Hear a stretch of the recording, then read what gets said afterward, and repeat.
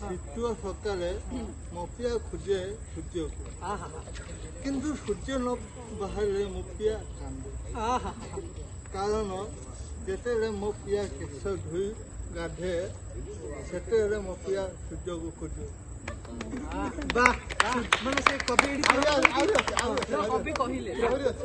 କାରଣ ମୋ ପିଆ କେଶ ଶୀଘ୍ର ଶୁଖିଲା ପରେ ସେ ମୋ ପାଖକୁ ଆସେ।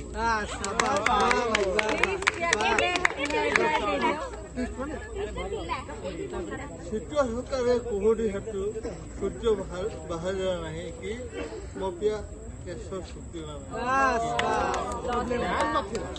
ସେ ମୋ ପାଖକୁ ଆସି ପାରିଲା ନାହିଁ। ସିଏ କାନ୍ଦି ବସେ କେବେ ଏ ସୂର୍ଯ୍ୟ ବାହାରିବ ମୋ ପ୍ରିୟତମ ପାଖକୁ ଯିବେ। କିନ୍ତୁ ସମସ୍ତେ ଭାବୁଥିବେ ନା ସୂର୍ଯ୍ୟ ତ ବାହାରେ କିନ୍ତୁ ହଁ ସତ ବାହାରେ କିନ୍ତୁ ମୋ ପିଆ